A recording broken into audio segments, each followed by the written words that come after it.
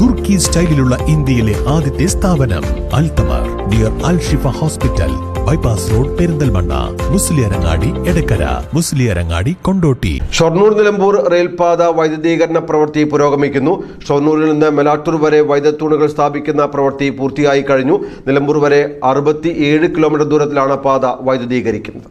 Nilambur Shoranur railway പാത വൈദ്യുതീകരണത്തിന്റെ ഭാഗമായി വൈദ്യുതി തൂണുകൾ സ്ഥാപിക്കുന്ന നിർമ്മാണ പ്രവർത്തികളാണ് മേലാറ്റൂർ റെയിൽവേ സ്റ്റേഷൻ വരെ പൂർത്തിയായത്. ഷൊർണൂർ മുതൽ നിലമ്പൂർ വരെ 1200ഓളം വൈദ്യുതിക്കാരുകൾ വേണം. ഇതിനുവേണ്ട അടിത്തറ കോൺക്രീറ്റ് പൂർണ്ണമായി കഴിഞ്ഞിട്ടുണ്ട്. പാതയുടെ ഇരുവശങ്ങളിലുമുള്ള 80%-ലേറെ മരങ്ങൾ മുറിച്ചു മാറ്റുകയും ചെയ്തിട്ടുണ്ട്. ഓവർഹെഡ് കണ്ടക്ടറുടെ വയറിംഗ് ഉടൻ ആരംഭിക്കും. വൈദ്യുത സ്വിച്ചിംഗ് സ്റ്റേഷൻ വാണിയമ്പലത്തും അങ്ങാടിപ്പുറത്തും വാടാനംകുറിശ്ശിയിലുമാണ് ഒരുക്കുന്നത്.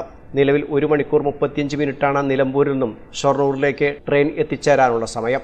ഇലക്ട്രിക് ട്രെയിൻ ഓടിത്തുടങ്ങുന്നതോടെ സമയം 1 മണിക്കൂർ 10 മിനിറ്റായി കുറയും.